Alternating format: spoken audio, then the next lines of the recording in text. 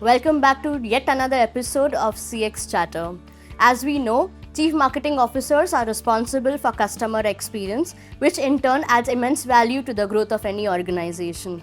Today, our guest Shweta Srivastava, who's the former Chief Customer Experience Officer with Tata Cliq, shares her journey on brand building.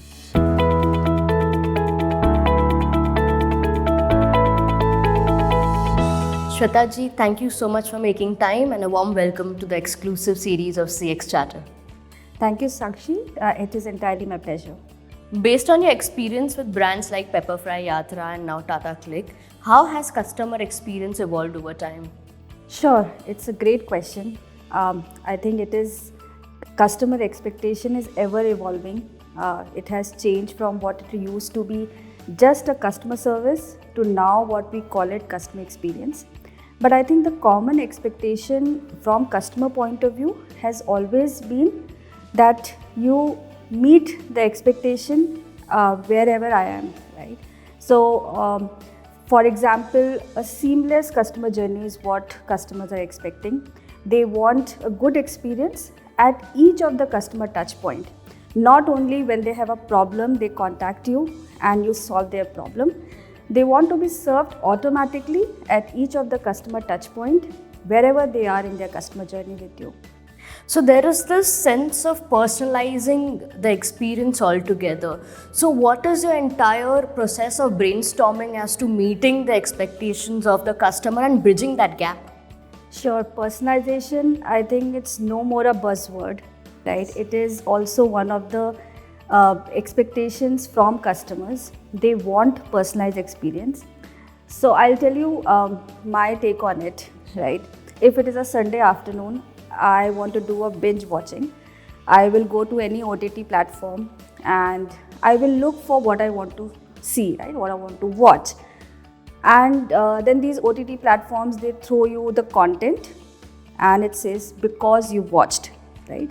They try to personalize. So if I've watched a thriller, I've watched a murder mystery of a genre which I like, of language which I have watched, they pick up all that, collect that data and give you a relevant something that you're looking forward to.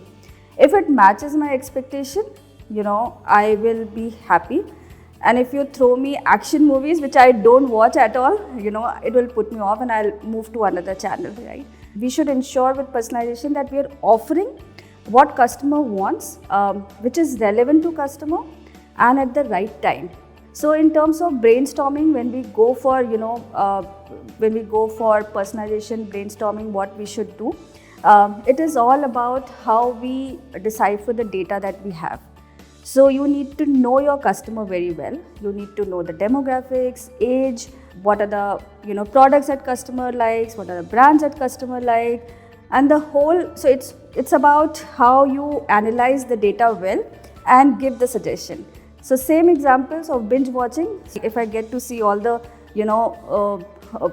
thriller or murder mystery options on my screen, I'll be very happy. But if it is you throw me something else, and that means that you don't know me at all. So it's also the behavior that you are basically surveying and narrowing down.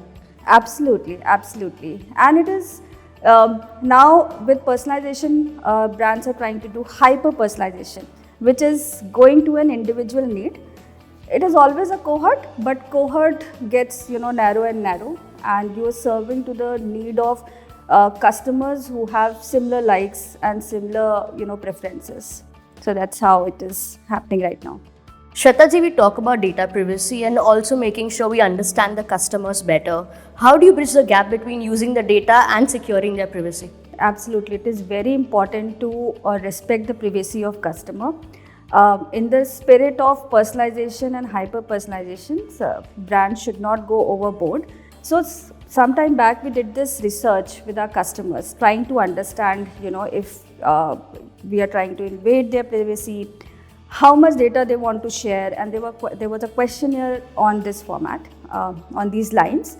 We got to know that customers are okay to share the data as long as you personalize it and it is useful to them, right? Customers also said that they want the consent to be taken, before, using the data. So there were 3-4 pointers that we got from customers. So basis all this research and whatever I have experienced, I would say to have a solid data protection strategy in the organization, right? Which gives the confidence to the customer that the whatever data we are storing is being used for presenting offers for them only. Right, and it's most authentic. Yeah, and digital trust, which is e-commerce companies are trying to establish or achieve. There's a trust that customer has. So couple of things that brands can do. A, have a solid data protection strategy.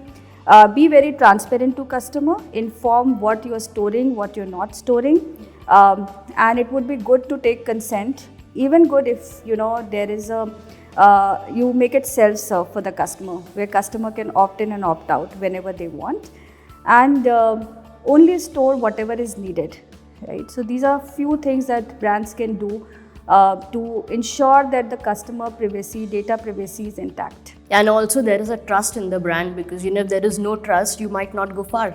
Absolutely, trust is very important, and this is how, when we were talking about personalization, right, this is a struggle, continuous struggle.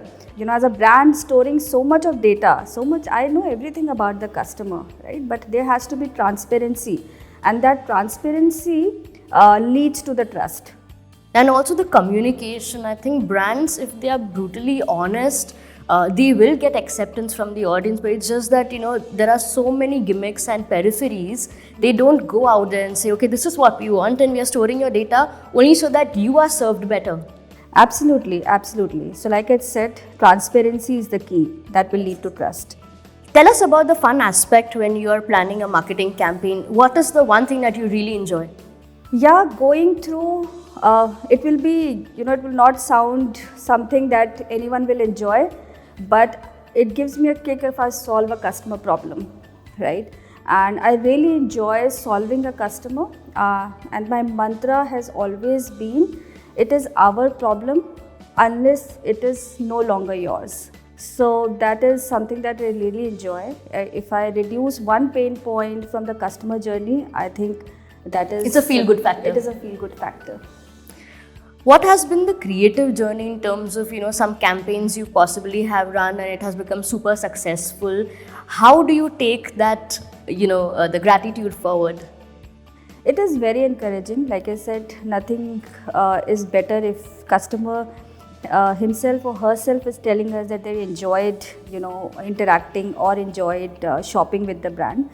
We take it forward internally in the organization, because it is also important to, take that feeling to each of the employee in the organization as well, right? So that they feel motivated. When they feel motivated, they carry that feeling to customers. So it's a cycle which improves customer experience only. Yes, of course, we should not shy away from, putting it out in the social media. In the form of testimonials, in the form of, just customer verbatim. We can take customer consent to, do these interviews also, and just put it out on the social media. So that amplifies, and there are these customers who are appreciating you.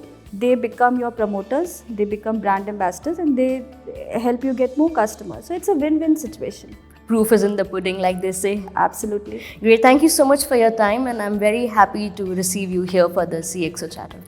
Thank you so much. I really enjoyed having conversation with you. Likewise.